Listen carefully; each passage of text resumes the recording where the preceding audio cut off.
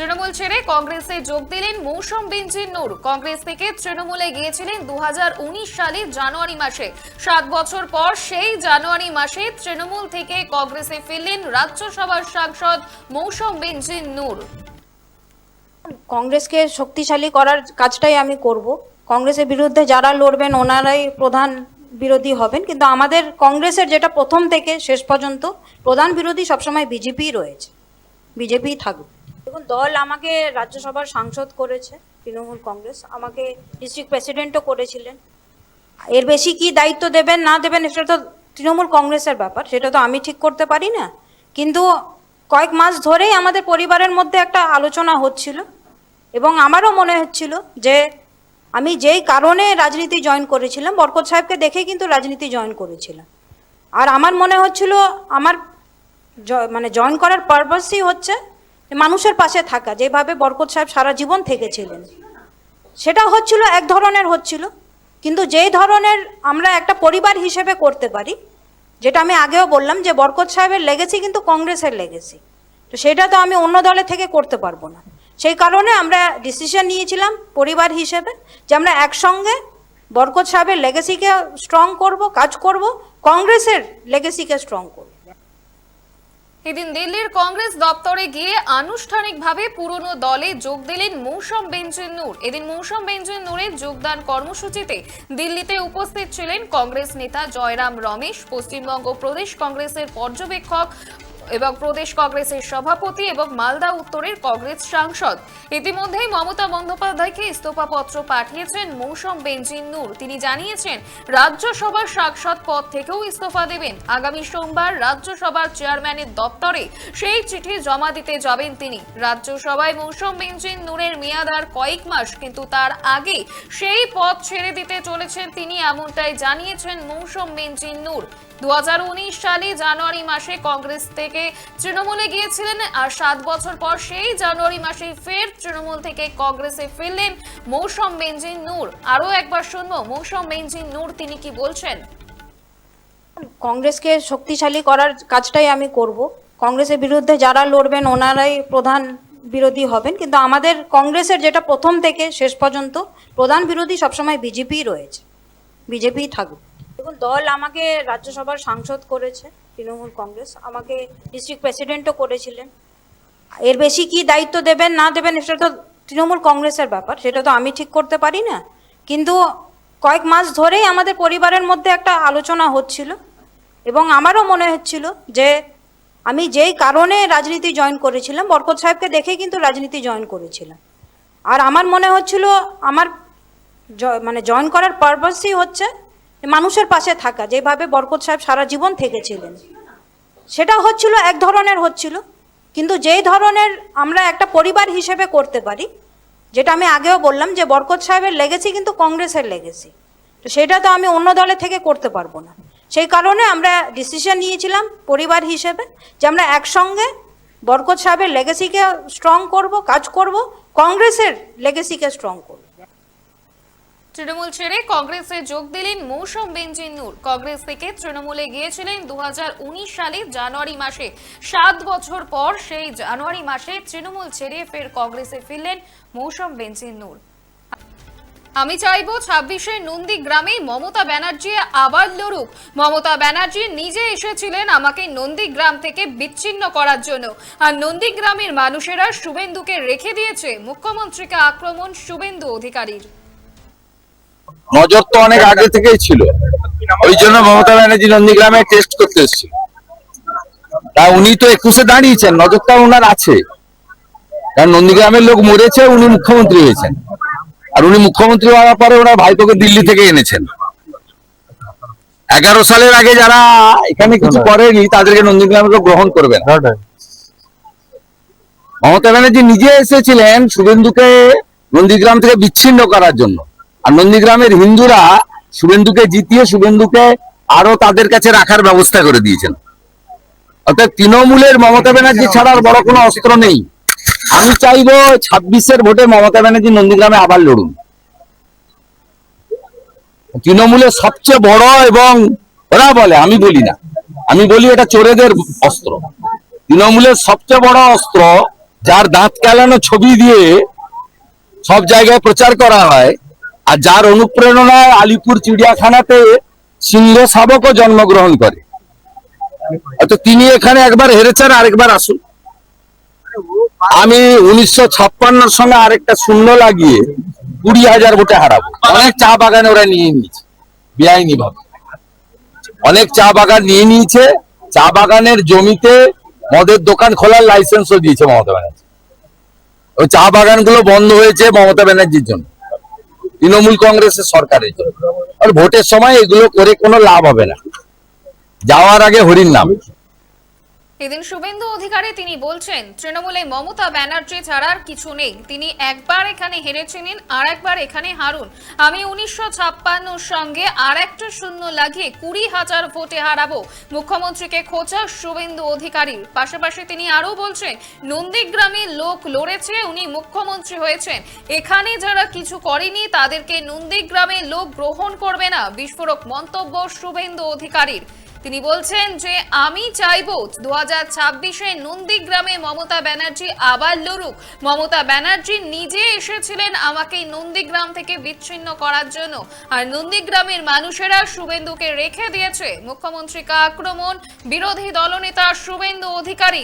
তিনি আরো বলছেন, তৃণমূলে মমতা ব্যানার্জি ছাড়া কিছু নেই। তিনি একবার এখানে হেরেছিলেন, আর একবার এখানে হারুন। এমনই মন্তব্য শুভেন্দু অধিকারীর। আরো একবার শুনবো শুভেন্দু অধিকারী তিনি কি বলছেন। নজর তো অনেক আগে থেকেই ছিল, ওই জন্য মমতা ব্যানার্জি নন্দীগ্রামে টেস্ট করতে এসেছিল। তা উনি তো 21-এ দাঁড়িয়েছেন, নজরটা ওনার আছে, কারণ নন্দীগ্রামের লোক মরেছে, উনি মুখ্যমন্ত্রী হয়েছেন। আর উনি মুখ্যমন্ত্রী হওয়ার পরে ওনার ভাইপোকে দিল্লি থেকে এনেছেন। 11 সালের আগে যারা এখানে কিছু করেনি তাদেরকে নন্দীগ্রামের লোক গ্রহণ করবে না। মমতা ব্যানার্জি নিজে এসেছিলেন শুভেন্দুকে নন্দীগ্রাম থেকে বিচ্ছিন্ন করার জন্য, আর নন্দীগ্রামের হিন্দুরা শুভেন্দুকে জিতিয়ে শুভেন্দুকে আরো তাদের কাছে রাখার ব্যবস্থা করে দিয়েছেন। অর্থাৎ তৃণমূলের মমতা ব্যানার্জি ছাড়ার বড় কোনো অস্ত্র নেই। আমি চাইবো 26-এর ভোটে মমতা ব্যানার্জি নন্দীগ্রামে আবার লড়ুন। তৃণমূলের সবচেয়ে বড়, এবং ওরা বলে, আমি বলি না, আমি বলি এটা চোরেদের অস্ত্র। তৃণমূলের সবচেয়ে বড় অস্ত্র, যার দাঁত কেলানো ছবি দিয়ে সব জায়গায় প্রচার করা হয়, আর যার অনুপ্রেরণায় আলিপুর চিড়িয়াখানাতে সিংহ শাবকও জন্মগ্রহণ করে। তো তিনি এখানে একবার হেরেছেন, আরেকবার আসুন। আমি 1956 সঙ্গে আরেকটা শূন্য লাগিয়ে 20,000 ভোটে হারাবো। অনেক চা বাগানে ওরা নিয়ে নিয়েছে বেআইনি ভাবে, অনেক চা বাগান নিয়ে নিয়েছে। চা বাগানের জমিতে মদের দোকান খোলার লাইসেন্সও দিয়েছে মমতা ব্যানার্জি। ওই চা বাগানগুলো বন্ধ হয়েছে মমতা ব্যানার্জির জন্য, তৃণমূল কংগ্রেসের সরকারের জন্য। আর ভোটের সময় এগুলো করে কোনো লাভ হবে না, যাওয়ার আগে হরির নাম। আমি চাইবো 26-এ নন্দীগ্রামে মমতা ব্যানার্জি আবার লড়ুক। মমতা ব্যানার্জি নিজে এসেছিলেন আমাকে নন্দীগ্রাম থেকে বিচ্ছিন্ন করার জন্য। তৃণমূলে মমতা ব্যানার্জি ছাড়া কিছু নেই। তিনি একবার এখানে হেরেছিলেন, আরো একবার দাঁড়াক এখানে হারুন। এমনই মন্তব্য করেছেন বিরোধী দলনেতা শুভেন্দু অধিকারী। প্রশাসন অভিষেক বন্দ্যোপাধ্যায় এবং মমতা বন্দ্যোপাধ্যায়ের মিছিল মিটিংয়ে লোক ভরানোর দায়িত্বে আছেন আক্রমণ অর্জুন সিং এর।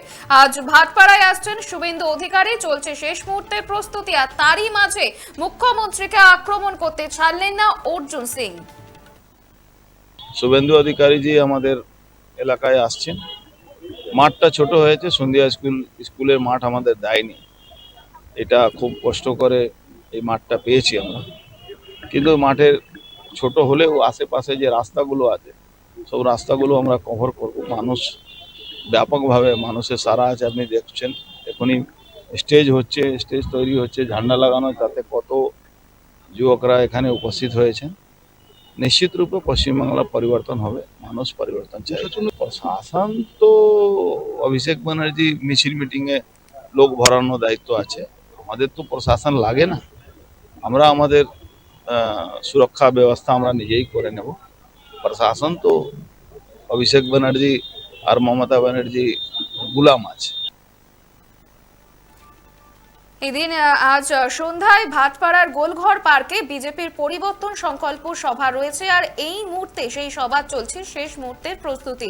শুভেন্দু অধিকারীর পাশাপাশি এদিন উপস্থিত থাকবেন অর্জুন সিং, ভাটপাড়ার বিধায়ক পবন সিং সহ একাধিক বিজেপি নেতৃত্ব। আর এরই মাঝে মুখ্যমন্ত্রীকে নিশানা অর্জুন সিং এর। প্রশাসন অভিষেক বন্দ্যোপাধ্যায় এবং মমতা বন্দ্যোপাধ্যায়ের মিছিল মিটিংয়ে লোক ভরানোর দায়িত্বে আছেন আক্রমণ অর্জুন সিং এর।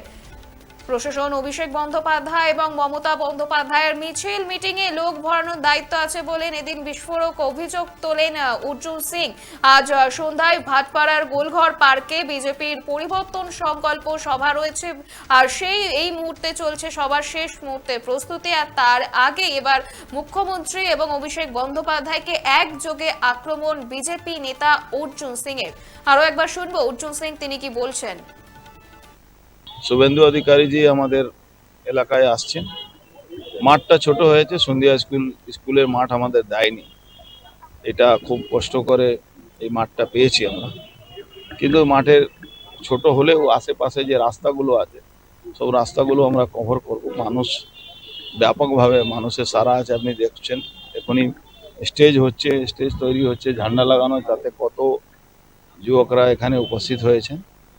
নিশ্চিত রূপে পশ্চিমবাংলা পরিবর্তন হবে, মানুষ পরিবর্তন চাই। প্রশাসন তো অভিষেক ব্যানার্জি মিছিল মিটিংয়ে লোক ভরানোর দায়িত্ব আছে, আমাদের তো প্রশাসন লাগে না। আমরা আমাদের সুরক্ষা ব্যবস্থা আমরা নিজেই করে নেব। প্রশাসন তো অভিষেক ব্যানার্জি আর মমতা ব্যানার্জি গুলাম আছে। প্রশাসন অভিষেক বন্দ্যোপাধ্যায় এবং মমতা বন্দ্যোপাধ্যায়ের মিছিল মিটিংয়ে লোক ভরানোর দায়িত্বে আছেন আক্রমণ অর্জুন সিং এর। আজ ভাটপাড়ায় আসছেন শুভেন্দু অধিকারী, চলছে শেষ মুহূর্তের প্রস্তুতি। আর তারই আগে এবার মুখ্যমন্ত্রী এবং অভিষেক বন্দ্যোপাধ্যায়কে একযোগে আক্রমণ বিজেপি নেতা অর্জুন সিং এর। সন্দেশখালীতে এবার আক্রান্ত পুলিশ, অভিযুক্তকে ধরতে গিয়ে ভাঙচুর হলো পুলিশের গাড়ি। জানা যাচ্ছে এক অফিসার সহ জখম হয়েছেন 3 পুলিশ কর্মী। হামলার ঘটনায় 9 জনকে গ্রেপ্তার করেছে পুলিশ। সন্দেশখালীতে আক্রান্ত নেজার থানার পুলিশ, অভিযোগ এলাকায় তৃণমূল সমর্থক বলে পরিচিত মুসা মোল্লাকে ধরতে গিয়ে আক্রান্ত হয়েছে নেজার থানার এক অফিসার সহ 3 পুলিশ কর্মী। মুসার অনুগামীরা পুলিশের গাড়িতে হামলা চালিয়েছে বলেই অভিযোগ। আর এর আগে সন্দেশখালীতে শেখ শাহজাহানের বাড়িতে তল্লাশি চালাতে গিয়ে আক্রান্ত হয়েছিলেন ইডি। আর এবার সেই সন্দেশখালীতে আক্রান্ত রাজ্য পুলিশ। চরম বিশৃঙ্খলা হয়ে ওঠে এলাকার পরিস্থিতি। রাতভর এলাকায় তল্লাশি চালিয়ে ঘটনায় 9 জনকে গ্রেপ্তার করেছে পুলিশ। সন্দেশখালীতে আক্রান্ত পুলিশ, অভিযুক্তকে ধরতে গিয়ে ভাঙচুর হয়েছে পুলিশের গাড়ি, এমনই অভিযোগ উঠছে। ঘটনায় 9 জনকে গ্রেপ্তার করেছে পুলিশ। অভিযোগ এলাকায় তৃণমূল সমর্থক বলে পরিচিত মুসা মোল্লাকে ধরতে গিয়ে আক্রান্ত হয়েছেন নেজার থানার অফিসার সহ 3 পুলিশ কর্মী, এমনই অভিযোগ উঠছে। এদিন এই বিষয়ে সাধারণ মানুষ কি বলছেন শুনবো। চিল্লা তো আমরা জানি গাড়ি পাল্টি খেয়েছে, না অ্যাক্সিডেন্ট হয়েছে। আর ওই আমরা ছুটে গিয়ে দেখি যে তখন এই পুলিশই ওই ওই ওই একজন আগে ঘরের জানলা টালা ভাঙতেছে, দরজা খুলতেছে। আমরা ওই পুলিশ দেখে তখন আমরা বাড়ি চলে এসেছিলাম। আর ওই বাড়ি চলে এসেছি তার আমরা দেখতে পেয়েছি পুলিশ বলে এই দাঁড়াও, তা আমরা দাঁড়িয়ে গেছি। আর এসে আমার 2 ছেলের ধরেছে, আমার স্বামীর ধরেছে, আমার জামারও ধরেছে। আর আমার বললে এ মেয়েজনার লোক, তার একজনা বললে মহিলার লিস্ট নেই বলে আমার রেখে দিই। কি জন্য ধরেছে এখনো পর্যন্ত আমরা জানিনি।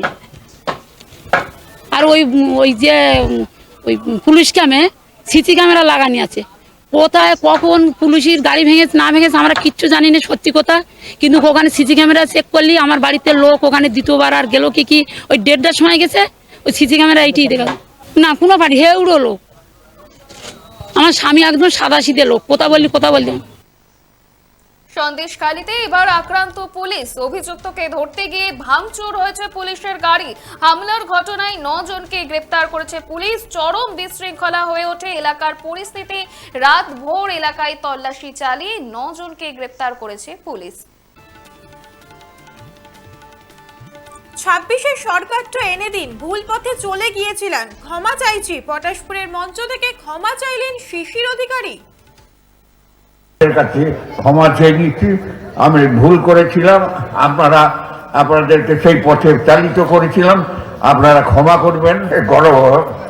গণবস্ত্র হয়ে একেবারে গলবস্ত্র হয়ে আপনাদের কাছে ক্ষমা চাইছি, ক্ষমা করে দিবেন।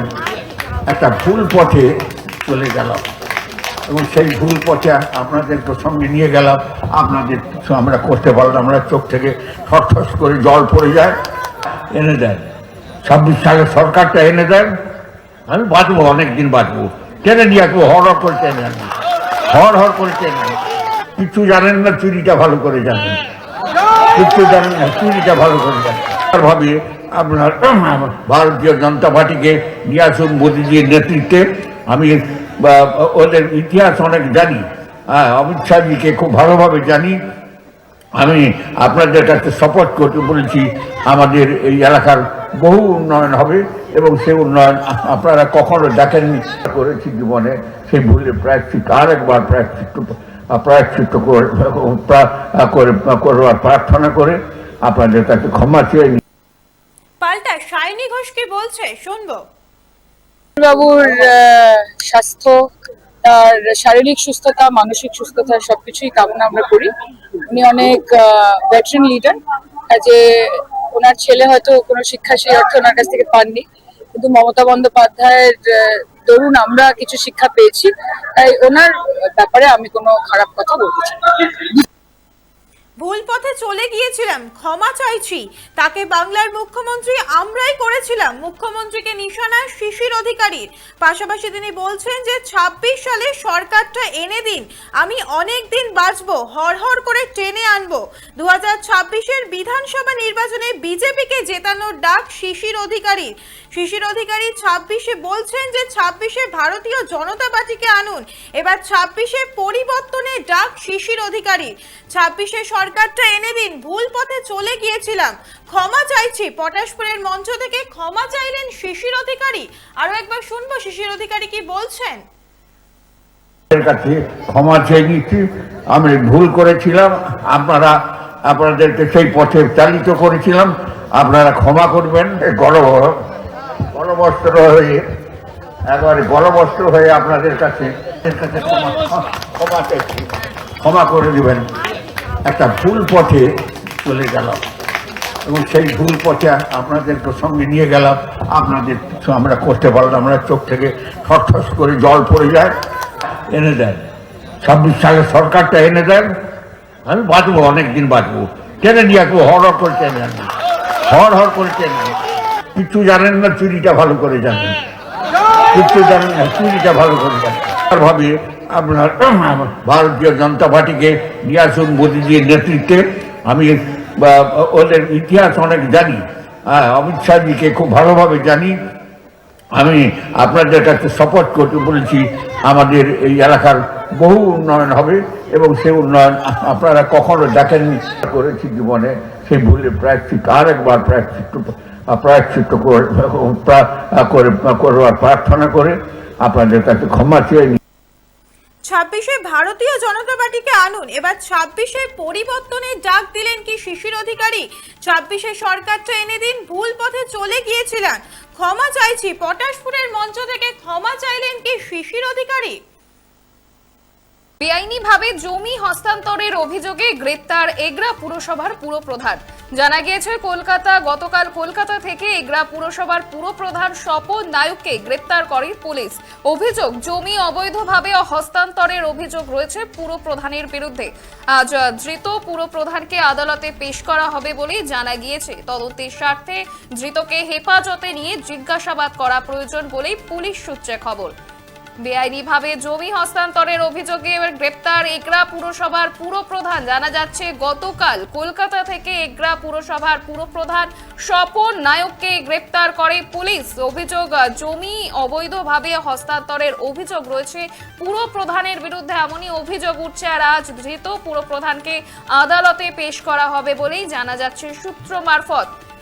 এদিন এই বিষয়ে পুরপ্রধান তিনি কি বলছেন শুনবো। আপনি বলবেন রাজনৈতিক চক্রান্ত? কিছু বলার নেই, দুঃখের বিষয়। 55 বছর দল করলাম, তার উপহারটাই পেলাম, আর কিছু বলার নেই। তারপরে অনাস্থা ভোট হয়েছিল, অনাস্থা ভোটে আমি জিতেছিলাম। যেদিন অনাস্থা ভোটে জিতলাম সেই দিনে এই কেসটা আমার এগেস্টে করা হয়। আরো বিস্তারিত জানবো, টেলিফোনে রয়েছে আমাদের প্রতিনিধি সঞ্জীব আচার্য। সঞ্জীব, কি অভিযোগ উঠছে, কি জানতে পারছো? হ্যাঁ দেখো অন্তরা, তোমাকে জানাবো। দেখো, জমি কেলেঙ্কারিতে কিন্তু শাসক দলের এবার বড় ধাক্কা। দেখো, অবৈধভাবে জমি হস্তান্তরের অভিযোগে এবার গ্রেপ্তার হলেন এগরা পৌরসভার চেয়ারম্যান হেভিওয়েট তৃণমূল নেতা স্বপন নায়ক। দেখো, তাকে আজকে কিন্তু কাঁথি আদালতে পেশ করেছে এগরা থানার পুলিশ। আমরা যেটা জানতে পারছি যে শুক্রবার কলকাতা থেকে তাকে গ্রেপ্তার করেছে পুলিশ। যেটা জানা গিয়েছে যে এগরা পৌরসভা এলাকার 1 নম্বর খতিয়ানের জায়গা বেআইনিভাবে হস্তান্তর করেন চেয়ারম্যান। ভূমি ও ভূমি সংস্কার দপ্তরের আধিকারিক সেই ভিত্তিতে 20 ডিসেম্বর এগরা থানায় একটি লিখিত অভিযোগ দায়ের করেন। অভিযোগ, স্বপনবাবু পৌর প্রধান ক্ষমতা অপব্যবহার করে মূল্যবান সরকারি জমি নামমাত্র মূল্যে নির্দিষ্ট কিছু ব্যক্তির হাতে হস্তান্তর করেছেন। এর ফলে সরকারের বিপুল পরিমাণ অর্থ ক্ষতি হয়েছে। দেখো, এই বিষয়ে জেলা পুলিশ সুপার মিথুন কুমার দে তিনি যেটা জানিয়েছেন, নির্দিষ্ট অভিযোগের ভিত্তিতে স্বপন নায়ককে গ্রেপ্তার করা হয়েছে। তদন্তের স্বার্থে তাকে হেফাজতে নিয়ে জিজ্ঞাসাবাদ করা হতে পারে। তবে দেখো, এই গ্রেপ্তারি প্রশাসনিক হলেও কিছুদিন ধরে বিতর্কের কেন্দ্রে রয়েছিল কিন্তু স্বপন নায়ক। গত নভেম্বর মাসে তৃণমূলের উচ্চ নেতৃত্বের নির্দেশে এগরা পৌরসভার পৌরপ্রধানকে ইস্তফা দিতে বলা হয়েছিল। স্বপন নায়ক তিনি কিন্তু ইস্তফা দেননি চেয়ারম্যানের পদ থেকে। দলের শীর্ষ নেতৃত্বের নির্দেশকে এক প্রকার চ্যালেঞ্জ জানিয়ে কিন্তু তিনি নিজের চেয়ারে অনড় ছিলেন। তবে দলীয় নির্দেশে কিছুই স্বপন বাবুর বিরুদ্ধে অনাস্থা প্রস্তাব আন তার দলেরই 6 জন কাউন্সিলর, কিন্তু সেই অনাস্থা প্রক্রিয়া ভেস্তে দেওয়া হয় বলে এমনটাই অভিযোগ। সব মিলিয়ে দল এবং প্রশাসনের বেআইনিভাবে জমি হস্তান্তরের অভিযোগে গ্রেপ্তার এগরা পুরসভার পুরপ্রধান। আজ ধৃত পুরপ্রধানকে আদালতে পেশ করা হবে বলেই জানা গিয়েছে। তবে তদন্তের স্বার্থে ধৃতকে হেফাজতে নিয়ে জিজ্ঞাসাবাদ করা প্রয়োজন আছে বলেও পুলিশ সূত্রে খবর। মুস্তাফিজুরকে নিয়ে বড় সিদ্ধান্ত কেকেআর এর। আইপিএল এর মিনি নিলাম থেকে ঘর গুছিয়ে নেওয়ার পরেই জোর ধাক্কা খেল কলকাতার নাইট রাইডার্স। ভারতীয় ক্রিকেট বোর্ড থেকে দেয়া হলো করার নির্দেশ। বাংলাদেশের পেসার মুস্তাফিজুর রহমানকে ছেড়ে দিতে হচ্ছে শাহরুখ খানের কেকেআর কে। তবে সূত্রের খবর, পরিবর্তন হিসেবে অন্য ক্রিকেটার নিতে পারবে কেকেআর। বিতর্কের মাঝে শেষ পর্যন্ত পদক্ষেপ করল বোর্ড। কেকেআর কে এদিন বলে দেওয়া হয় যে ছেড়ে দিতে হবে মুস্তাফিজুর রহমানকে। কেকেআর ম্যানেজমেন্টের তরফে জানানো হয়েছে যে বোর্ডের নির্দেশ মেনে আলোচনার পর মুস্তাফিজুর রহমানকে ছেড়ে দেওয়া হচ্ছে। আইপিএল এর মিনি নিলাম থেকে ঘর গুছিয়ে নেওয়ার পরেই জোর ধাক্কা খেল কলকাতা নাইট রাইডার্স। ভারতীয় ক্রিকেট বোর্ড থেকে দেয়া হলো করার নির্দেশ। আর এই বিষয়ে দিন কৌস্তব বাগচি তিনি কি বলছেন শুনবো। যদি কোনো বাংলাদেশের প্লেয়ার খেলে সেই মাঠে খেলা হতে দিতে হবে না, আমরা দিতে দেব না, এবং তার জন্য যা যা করার সেটা করা হবে। এবং শাহরুখ খানও যাতে কলকাতার মাটিতে পা না রাখতে পারে সে ব্যবস্থা আমরা করব। কারণ যে বাংলাদেশে কিভাবে করবেন সেটা দেখতে পারবেন, সেটা কিভাবে হয় সেটা দেখতে পারবেন। কিন্তু বলছি, শাহরুখ খানের মতন মানুষজন, আমরা শিল্পী হিসেবে তাকে সম্মান করি, ভালোবাসি, সবটাই করি, কিন্তু তার মাথায় রাখা উচিত যে ভারতবর্ষের মানুষ, বিশেষ করে সংখ্যাগরিষ্ঠ হিন্দু সমাজ তাকে আজকে শাহরুখ খান বানিয়েছে। এই শাহরুখ খান যদি বাঙালি হিন্দুদের আবেগ নিয়ে ছিনিমিনি খেলা করে, যে টিমের সাথে কলকাতার নাম জড়িয়ে আছে, মাথায় রাখা উচিত কলকাতার পশ্চিমবঙ্গের মধ্যে, আর এই পশ্চিমবঙ্গে হরগোবিন্দ দাস, চন্দন দাসকে জিহাদি বাহিনীরা হত্যা করেছে। আর এই কলকাতার বাঙালি হিন্দুরা টিভিতে বলুন, মোবাইলে বলুন, বসে বসে দেখেছে কিভাবে দীপুচন্দ্র দাসকে বাংলাদেশে হিন্দু হওয়ার কারণে পিটিয়ে মেরে জ্যান্ত জ্বালিয়ে দেওয়া হয়েছে। তো সেই শাহরুখ খান যদি এখন তার টিমে বাংলাদেশের প্লেয়ার খেলায়, আমরা সেই খেলা হতে দেব না। আর শাহরুখ খানকে আমরা কলকাতায় নামতে দেব না। এটা প্রত্যেক হিন্দু সমাজ এবং হিন্দুদের মধ্যে যেই সমস্ত মানুষজনরা রয়েছেন সবাই ঐক্যবদ্ধভাবে এই সিদ্ধান্তের বিরুদ্ধে তারা রুখে দাঁড়াবে। যদি এটা হুঁশিয়ারি মনে করেন, হুঁশিয়ারি। কারণ আমরা তো দিনের পর দিন সাম্প্রদায়িক সম্প্রীতি, সহনশীলতা এর ঠিকা তো একমাত্র শুধু হিন্দুরা নিয়ে বসে নেই। আমাদের চোখের সামনে বাংলাদেশে আমাদের ভাই দীপুচন্দ্র দাস হত্যা হবে, আর ওই বাংলাদেশ দলের একজন এসে আইপিএল খেলবে, এখান থেকে কোটি কোটি টাকা রোজগার করে নিয়ে গিয়ে সেখানে তারা অস্ত্র সরঞ্জাম সব সাপ্লাই করবে, সেই অস্ত্র দিয়ে আমাদের ভাইদের হত্যা করা হবে, এ আমরা হতে দিতে পারি না। মুস্তাফিজুরকে নিয়ে বড় সিদ্ধান্ত কেকেআর এর। ভারতীয় ক্রিকেট বোর্ড থেকে দেয়া হলো করার নির্দেশ। বাংলাদেশের পেসার মুস্তাফিজুর রহমানকে ছেড়ে দিতে হচ্ছে শাহরুখ খানের কেকেআর কে। তবে সূত্রের খবর, পরিবর্তন হিসেবে অন্য ক্রিকেটার নিতে পারবে কেকেআর। বিতর্কের মাঝে শেষ পর্যন্ত পদক্ষেপ করল বোর্ড। কেকেআর কে এদিন বলে দেয়া হলো ছেড়ে দিতে হবে মুস্তাফিজুর রহমানকে। কেকেআর এর ম্যানেজমেন্টের তরফে জানানো হয় যে বোর্ডের নির্দেশ মেনে আলোচনার নেয়ার পর মুস্তাফিজুর রহমানকে ছেড়ে দেয়া হচ্ছে। কার্যত এবার মুস্তাফিজুরকে নিয়ে বড় সিদ্ধান্ত কেকেআর এর। আইপিএল এর মিনি নিলাম থেকে ঘর গুছিয়ে নেয়ার পরেও জোর ধাক্কা খেল কলকাতা নাইট রাইডার্স। ভারতীয় ক্রিকেট বোর্ড থেকে দেয়া হলো এবার করার নির্দেশ। বাংলাদেশের পেসার মুস্তাফিজুর রহমানকে ছেড়ে দিতে হচ্ছে শাহরুখ খানের কেকেআর কে। তবে সূত্র মারফত জানা যাচ্ছে যে পরিবর্তন হিসাবে অন্য ক্রিকেটার নিতে পারবে কেকেআর। বিতর্কের মাঝে শেষ পর্যন্ত পদক্ষেপ করল বোর্ড। আরো একবার শুনবো কৌস্তব বাগচি, তিনি কি বলছেন। যদি কোনো বাংলাদেশের প্লেয়ার খেলে সেই মাঠে খেলা হতে দিতে হবে না, আমরা দিতে দেব না, এবং তার জন্য যা যা করার সেটা করা হবে। এবং শাহরুখ খানও যাতে কলকাতার মাটিতে পা না রাখতে পারে সে ব্যবস্থা আমরা করব। কারণ যে বাংলাদেশে কিভাবে করবেন সেটা দেখতে পারবেন, সেটা কিভাবে হয় সেটা দেখতে পারবেন। কিন্তু বলছি শাহরুখ খানের মতন মানুষজন, আমরা শিল্পী হিসেবে তাকে সম্মান করি, ভালোবাসি, সবটাই করি, কিন্তু তার মাথায় রাখা উচিত যে ভারতবর্ষের মানুষ, বিশেষ করে সংখ্যাগরিষ্ঠ হিন্দু সমাজ তাকে আজকে শাহরুখ খান বানিয়েছে। এই শাহরুখ খান যদি বাঙালি হিন্দুদের আবেগ নিয়ে ছিনিমিনি খেলা করে, যে টিমের সাথে কলকাতার নাম জড়িয়ে আছে, মাথায় রাখা উচিত কলকাতার পশ্চিমবঙ্গের মধ্যে, আর এই পশ্চিমবঙ্গে হরগোবিন্দ দাস, চন্দন দাসকে জিহাদি বাহিনীরা হত্যা করেছে। আর এই কলকাতার বাঙালি হিন্দুরা টিভিতে বলুন, মোবাইলে বলুন, বসে বসে দেখেছে কিভাবে দীপুচন্দ্র দাসকে বাংলাদেশে হিন্দু হওয়ার কারণে পিটিয়ে মেরে জ্যান্ত জ্বালিয়ে দেওয়া হয়েছে। তো সেই শাহরুখ খান যদি এখন তার টিমে বাংলাদেশের প্লেয়ার খেলায়, আমরা সেই খেলা হতে দেব না। আর শাহরুখ খানকে আমরা কলকাতায় নামতে দেব না। এটা প্রত্যেক হিন্দু সমাজ এবং হিন্দুদের মধ্যে যেই সমস্ত মানুষজনরা রয়েছেন সবাই ঐক্যবদ্ধভাবে এই সিদ্ধান্তের বিরুদ্ধে তারা রুখে দাঁড়াবে। যদি এটা হুঁশিয়ারি মনে করেন, হুঁশিয়ারি। কারণ আমরা তো দিনের পর দিন সাম্প্রদায়িক সম্প্রীতি, সহনশীলতা এর ঠিকা তো একমাত্র শুধু হিন্দুরা নিয়ে বসে নেই। আমাদের চোখের সামনে বাংলাদেশে আমাদের ভাই দীপুচন্দ্র দাস হত্যা হবে, আর ওই বাংলাদেশ দলের একজন এসে আইপিএল খেলবে, এখান থেকে কোটি কোটি টাকা রোজগার করে নিয়ে গিয়ে সেখানে তারা অস্ত্র সরঞ্জাম সব সাপ্লাই করবে, সেই অস্ত্র দিয়ে আমাদের ভাইদের হত্যা করা হবে, এ আমরা হতে দিতে পারি না। মুস্তাফিজুরকে নিয়ে বড় সিদ্ধান্ত কেকেআর এর। বাংলাদেশের পেসার মুস্তাফিজুর রহমানকে ছেড়ে দিতে হচ্ছে শাহরুখ খানের কেকেআর কে। আইপিএল এর মিনি নিলাম থেকে ঘর গুছিয়ে নেওয়ার পরও ধাক্কা খেল কেকেআর। ভারতীয় ক্রিকেট বোর্ড থেকে দেয়া হলো করার নির্দেশ। কার্যত জোর ধাক্কা খেল এবার কলকাতা নাইট রাইডার্স। আপনারা দেখছেন বর্তমান সময়.com, তর্কে নয় যুক্তিতে আমরাই শুধু খবরে। দেখতে থাকুন বর্তমান সময়.com। আপনারা দেখছেন বর্তমান সময়.com।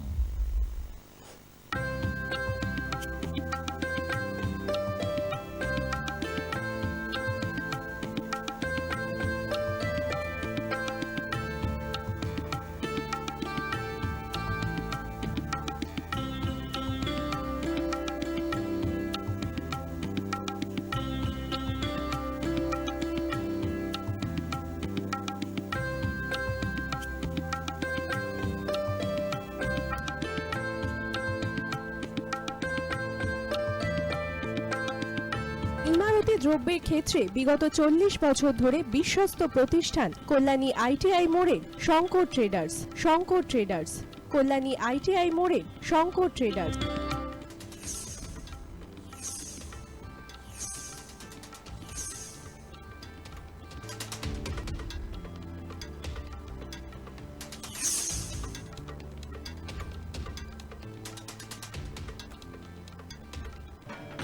আসন্ন উৎসবের মুহূর্তে ভাবছেন ফ্যামিলি নিয়ে কোথায় খাওয়া দাওয়া করবেন? আর চিন্তা নেই, একই ছাতার তলায় আপনি পাবেন family poolside garden cum restaurant, family restaurant, family rooftop restaurant cum bar, এবং এবার দুর্গাপুজোয় স্পেশাল আনলিমিটেড বুফে পাবেন অনেক কম মূল্যে।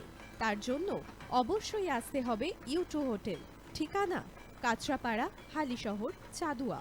ফোন নম্বর 9051436312 অথবা 9874959586। বাসন্তী রং ছুঁয়েছে যখন জীবনের বিশ্বাস, সিঁদুরে সরাজ আঁকে বধূ সাজ, মন তুই ভালোবাস। যত আকুলতা হয়েছে বারোটা বাসন্তী সংলাপ, এসে যাক দোহে আদরে আবেশে বন্ধুটা Agomoni Basanti fashion private limited, Kanchrapara.